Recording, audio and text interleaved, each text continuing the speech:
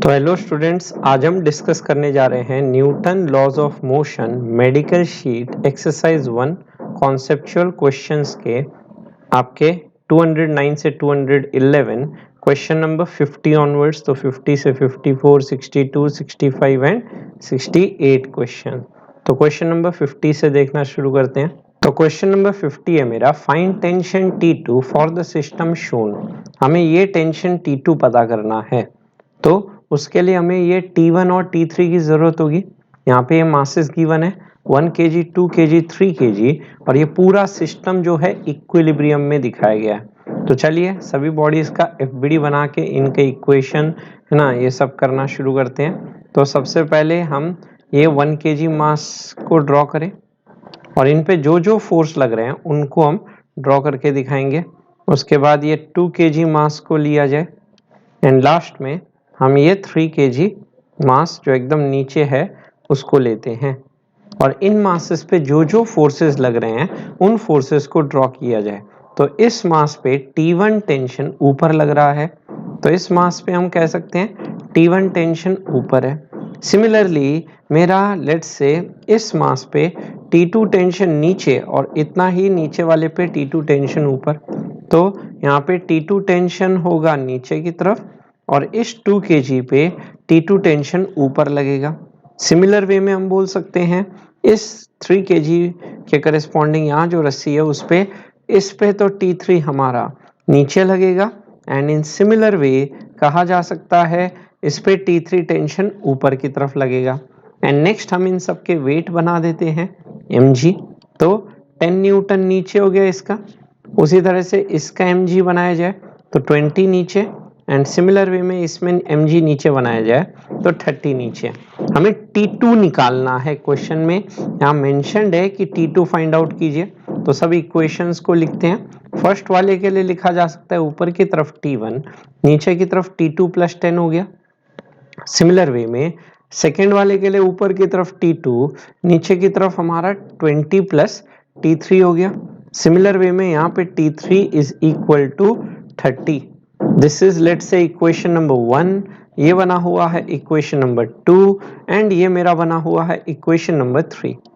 अब हम क्या करते हैं, हमें T2 की वैल्यू चाहिए और यहाँ पे हम ये भी देख सकते हैं कि इस T2 पे ना अगर हम T2 को चाहे ऊपर से निकालने की कोशिश करें या फिर हम T2 को इस वाले सिस्टम से निकालने जाएं तो भी निकाला जा सकता है। तो इक्वेशन नंबर 2 एंड 3 से हम लिख सकते हैं आपका लेट्स से T3 की वैल्यू रख दी जाए यहाँ पे ना, तो देयरफॉर हमारे पास निकल के आ गया T2 is equal to 20 plus T3 और T3 की वैल्यू 30 रखी तो 50 न्यूटन। और वेट में बात करें तो 5g, g की वैल्यू 10 होती है, तो 5g न्यूटन करके अगर मैं बोलूं तो ऑप्शन नंबर हमारा सी सही हो जाएगा। चलिए इस क्वेश्चन को फिर से समझते हैं। क्वेश्चन क्या कह रहा है, क्वेश्चन है फाइंड टेंशन T2। ये तीन मासेस थे 1 kg, 2 kg, 3 kg के, इनके एफबीडी बनाए। अब इस 1 kg पे ऊपर T1 और नीचे की तरफ T2 और खुद का वेट 10 लगेगा, तो T1 लिखा गया T2 प्लस 10। अगर T1 पूछा जाता इस T2 की वैल्यू रख के मैं T1 भी निकाल सकता था, पर क्वेश्चन में बस T2 पूछा है। सिमिलर वे में इस 2 kg पे बात करें, ऊपर T2 नीचे T3 और 20, तो T2 बराबर 20 प्लस T3 बन जाएगा, ये सेकेंड इक्वेशन। और तीसरे ब्लॉक के लिए बोले तो ऊपर बस रस्सी का T3, नीचे 30 को बैलेंस करेगा, T3 की वैल्यू यहाँ रख दी जाए तो 20 प्लस 30 निकल के आए 50 विच इज 5g न्यूटन। ये 50 नंबर आगे समझ आए, यहाँ तक स्क्रीनशॉट ले लो। क्वेश्चन नंबर 51 पे आते हैं। लिखा है 10 1 rupees coins are put on top of each other on a table. Each coin has a mass mkg. Then the force on seventh coin counted from the bottom due to all the coins on the top are.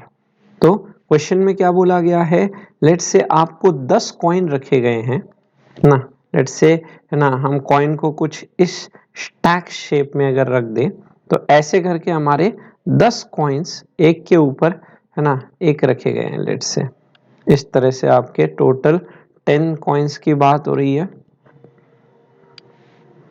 1 2 3 4 5 6 7, फिर आपका 8th coin, फिर आपका 9th coin and let's say ये 10th coin.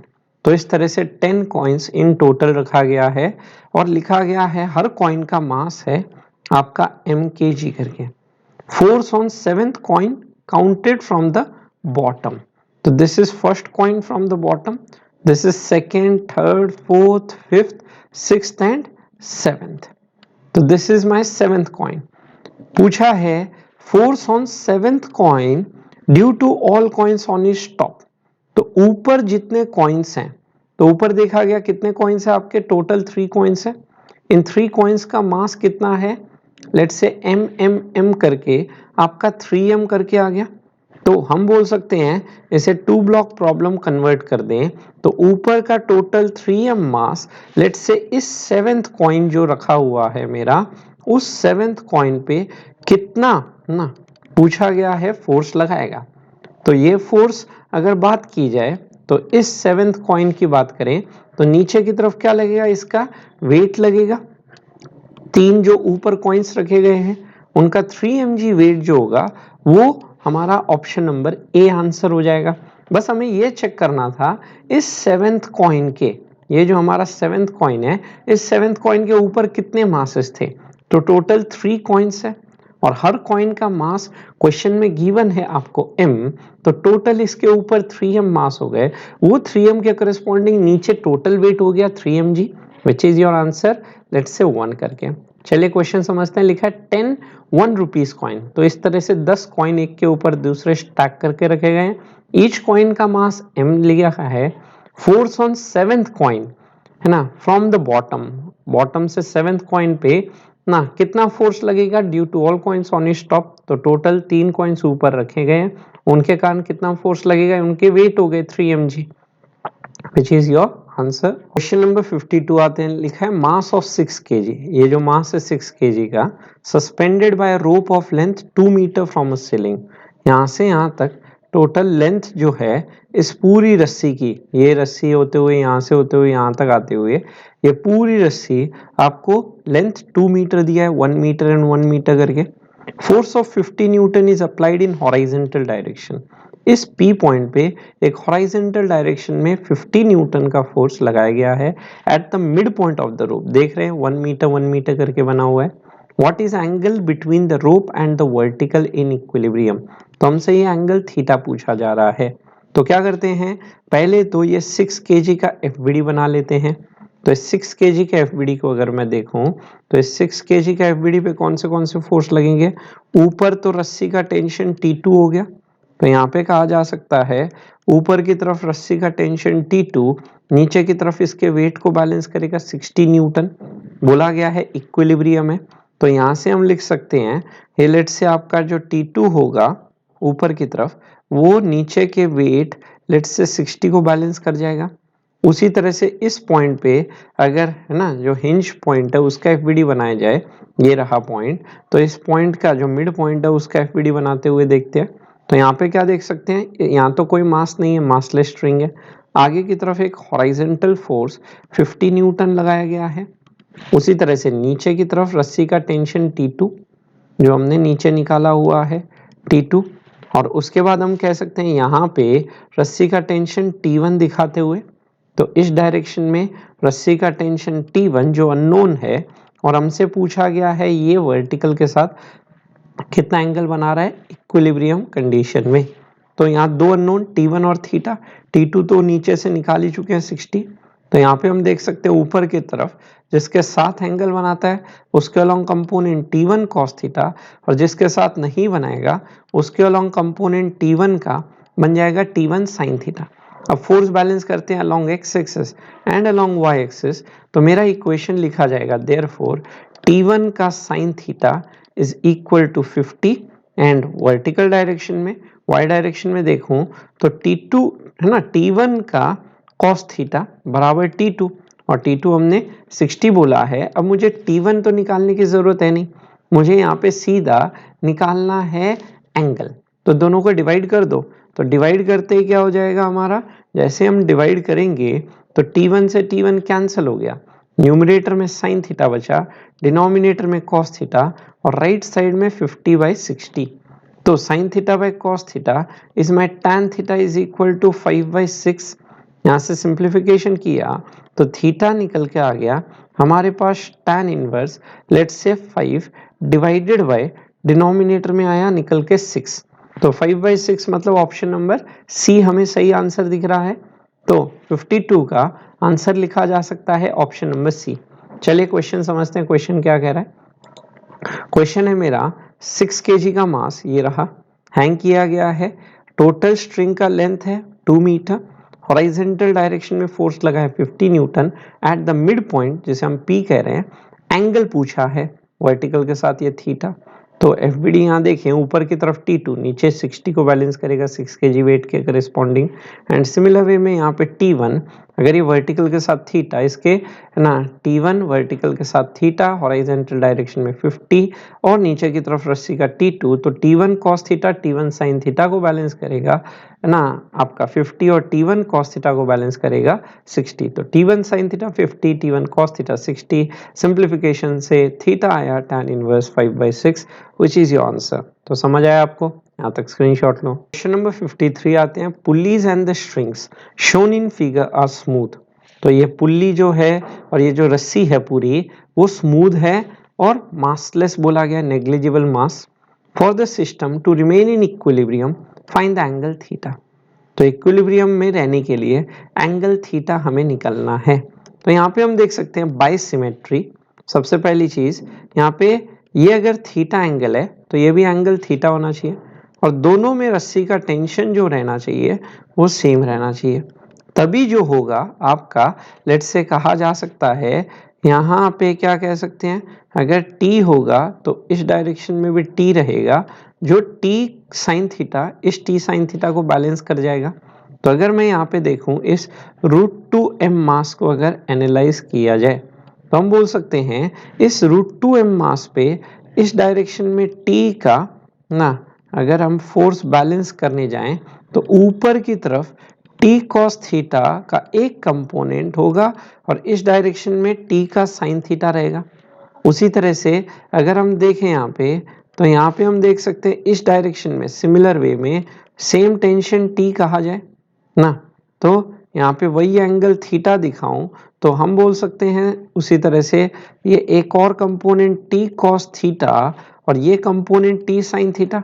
अब equilibrium मतलब इस √2m पे net force आपका x डायरेक्शन में 0 होना चाहिए, तो ये t sin थीटा बराबर होने का मतलब आपका t भी बराबर और थीटा भी बराबर होगा। नेक्स्ट चीज कहा जा सकता है नीचे की तरफ इसका वेट लगते हुए दैट इज mg, तो √2m इंटू जी करते हुए, अब यहाँ पे हम x डायरेक्शन में फोर्स बैलेंस कर दें तो t sin थीटा को कैंसिल कर गया। अब y डायरेक्शन में अगर देखें तो y डायरेक्शन में ऊपर की तरफ t cos theta and t cos theta, तो ऊपर की तरफ टोटल टेंशन आ गया 2t cos थीटा जो नीचे के वेट √2mg को बैलेंस कर रहा है। उसी तरह से हमें यहाँ पे एंगल थीटा पता करना है, तो ये थीटा पता करने के लिए टेंशन की जरूरत होगी। उसके लिए इस एक बॉडी का एफबीडी बना दो, तो किसी एक मास का एफबीडी बनाया जाए तो ऊपर की तरफ टेंशन, इक्विलिब्रियम है तो कोई एक्सेलरेशन नहीं, तो यहाँ से सीधा टेंशन निकल के आया mg।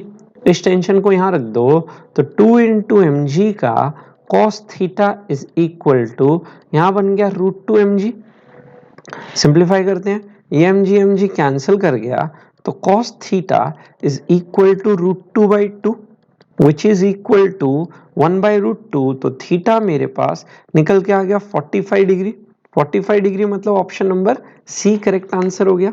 चलिए समझते हैं क्वेश्चन क्या कह रहा है। क्वेश्चन है आपका कुछ इस तरह से एक सिस्टम दिया हुआ है और इक्विलिब्रियम बोला गया है।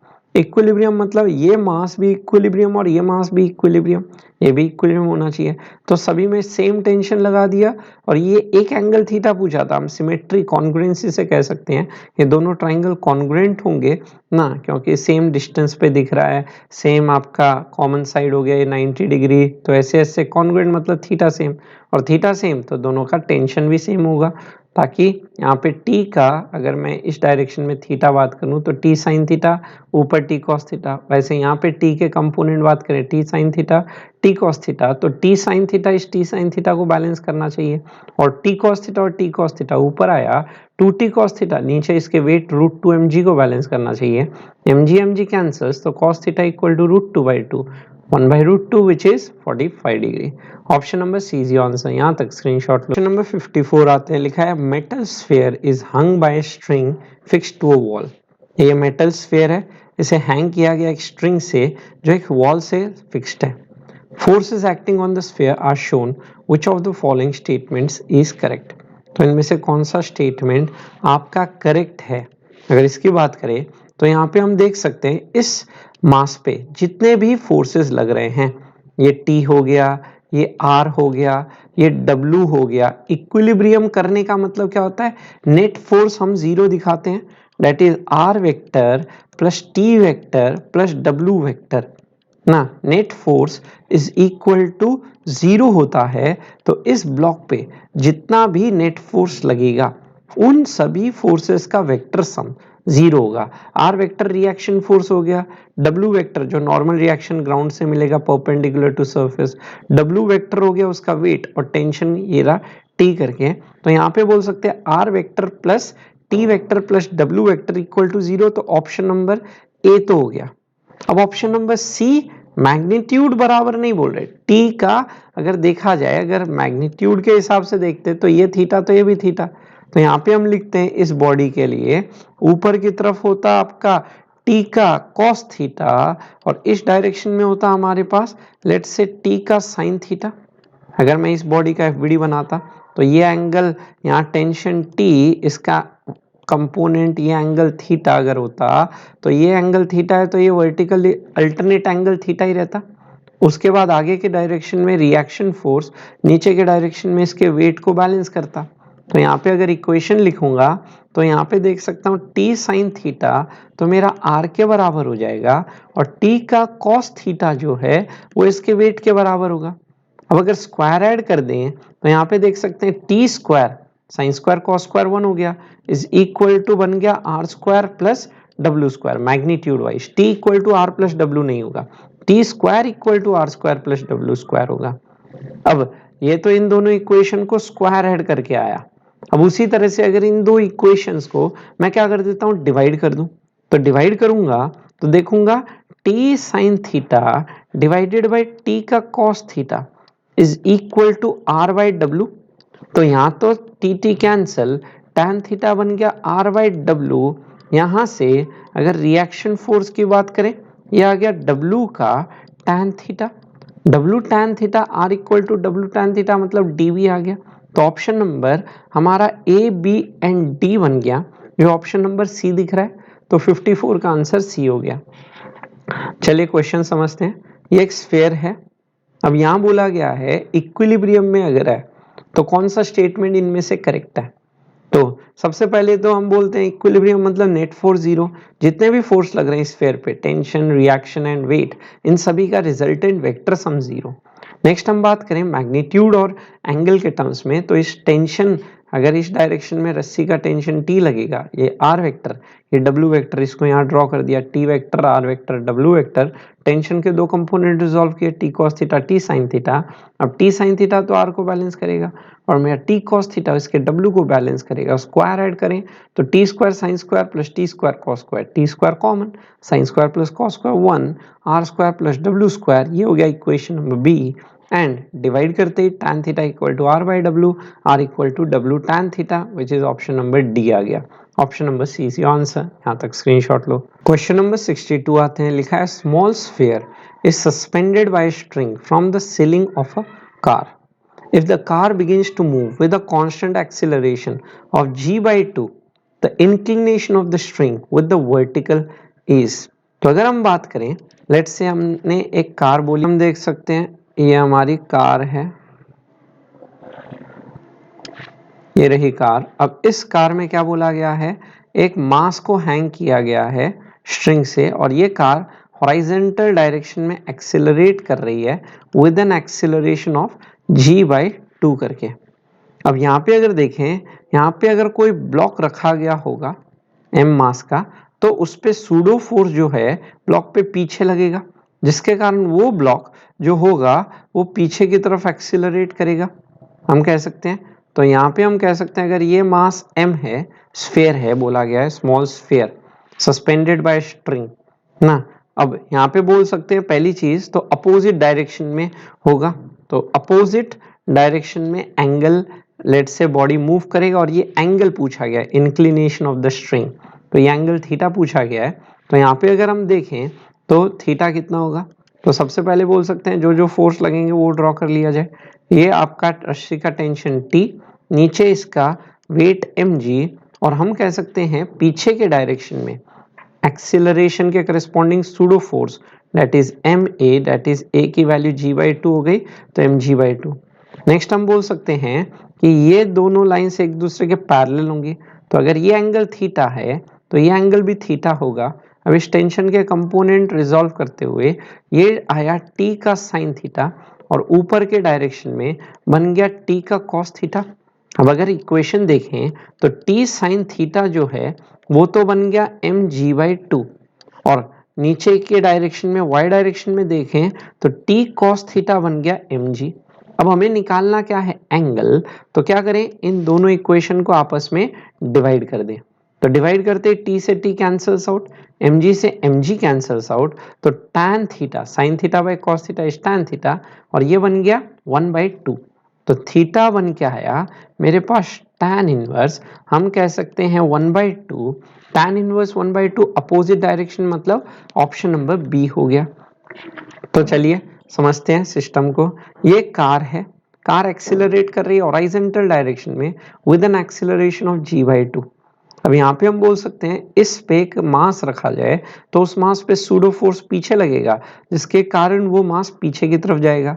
अब इक्विलिब्रियम में ये वर्टिकल के साथ इंक्लिनेशन कितना होगा, क्वेश्चन बोल रखा है वर्टिकल के साथ ये थीटा निकाल के दीजिए, तो ये थीटा, तो ये एंगल भी थीटा हो जाएगा अल्टरनेट। अब ये टी है तो इस टी का कॉस थीटा ऊपर, टी साइन थीटा ये रहा, सूडो फोर्स एम ए पीछे, ए की वैल्यू g/2 और नीचे की तरफ mg, तो टी साइन थीटा तो mg/2 लिख दिया, और ऊपर टी कॉस थीटा नीचे mg लिख दिया।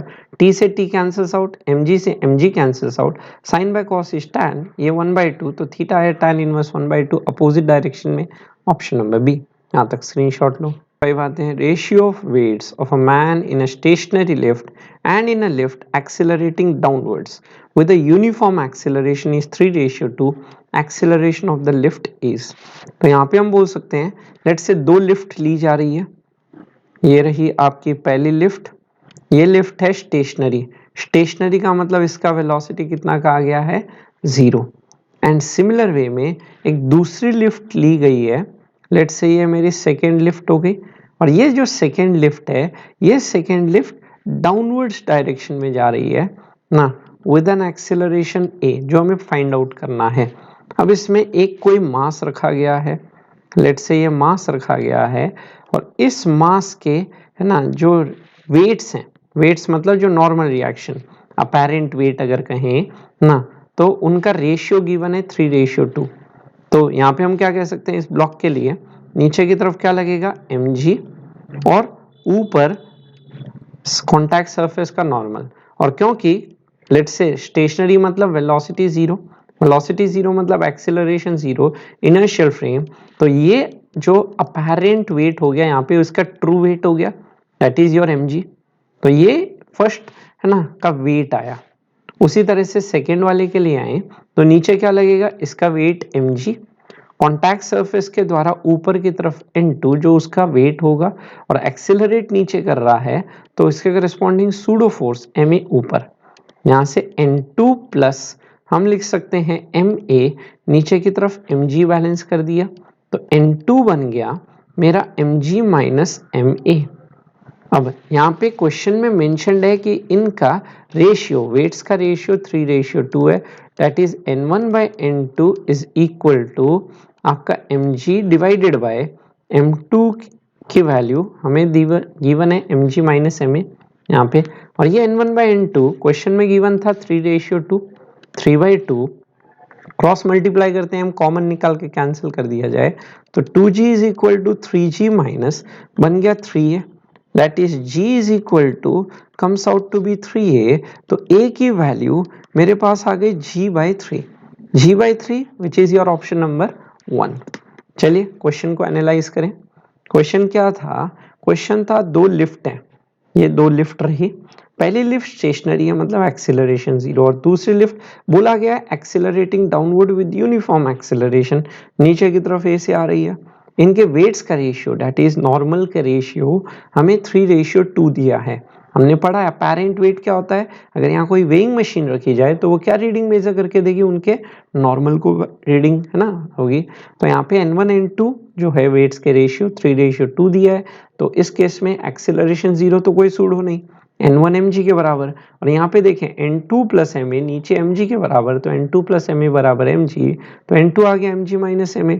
n1 बाई n2 की बात करूँ तो mg divided by mg minus ma बराबर 3/2, यहाँ क्रॉस मल्टीप्लाई करके सिंप्लीफिकेशन पे a की वैल्यू आई g/3 which is your option number 1। I guess समझ आए, यहाँ तक स्क्रीनशॉट लो। तो क्वेश्चन नंबर आते हैं 68, लिखा है man weighing 100 kg carries a load of 10 kg on his head, he jumps from a tower with the load on his head, what will be the weight of the load as experienced by the man? तो क्या बोल रहे हैं यहाँ पे, let's say हम बोल सकते हैं ये आपका एक मैन है, ये मैन जो है ये मैन अपने सर पे एक लोड रख के जंप कर रहा है। तो ये मैन लेट्स से एक लोड सामान रख के ना, मैन वेइंग 100 kg, मैन का वेट दिया हुआ है 100 kg, और इसके सर पे लेट्स से 10 kg का वेट रखा हुआ है। 10 kg का वेट, मैन का मास है 100 kg। He jumps from the tower, ये पूरा जो सिस्टम है, लेट्स से ये पूरा अगर हम सिस्टम कहें तो ये पूरा सिस्टम आप बोल सकते हो ना, गिवन है आपको। लेट्स से ये पूरा सिस्टम अगर यहाँ पे देखें तो ये पूरा सिस्टम नीचे है ना फ्री फॉल कर रहा है। फ्री फॉल का मतलब क्या कहा जा सकता है कि एक्सेलरेशन हो गया 0, जी के बराबर, ग्रेविटी के बराबर। तो उसमें हम वेटलेसनेस कंडीशन करके पढ़े थे। तो यहाँ पे बोला गया what will be the weight of the load as experienced by the man, तो लोड का वेट कितना एक्सपीरियंस करेगा मैन। तो हम बोल सकते हैं कि ये जो होगा ये मैन पे नीचे नॉर्मल एन लगाएगा, तो मैन भी उतना ही एन इस पे ऊपर लगाएगा। तो यहाँ पे ये जो n होगा, this n will be the let's say weight experienced by the man कहा जा सकता है। ये वो वेट है जो मैन एक्सपीरियंस करने वाला है। तो यही वेट हमसे पूछा जा रहा है क्वेश्चन में। चलिए यहाँ पे अगर देखें इस पे और कौन से फोर्स लगेंगे, नीचे इसका वेट mg लगेगा, और ऊपर क्योंकि एक्सेलरेट नीचे कर रहा है ये फ्रेम, तो ऊपर आपका इसका वेट का ma लगेगा। और a की वैल्यू g, फ्री फॉल अगर बात करें तो इस ब्लॉक पे एफबीडी के है ना बैलेंस करते हैं इक्वेशन, तो n प्लस ma बन गया mg, और a की वैल्यू g अगर रख दूं तो n plus mg is equal to मेरा आया mg, दैट इज नॉर्मल आ गया 0। नॉर्मल 0 मतलब वेटलेसनेस। इसी कंडीशन को हमने पढ़ा था एज वेटलेसनेस, मतलब वो कितना वेट एक्सपीरियंस करेगा 0। तो यहाँ पे हम बोल सकते हैं आपका 0 वेट एक्सपीरियंस करेगा अगर फ्री फॉल करता है, अगर वो लोड रख के चल कूदता है सीधा अगर, तो उस केस में वेटलेसनेस हो जाएगा। तो ये था 68 तक सारे डाउट्स का डिस्कशन।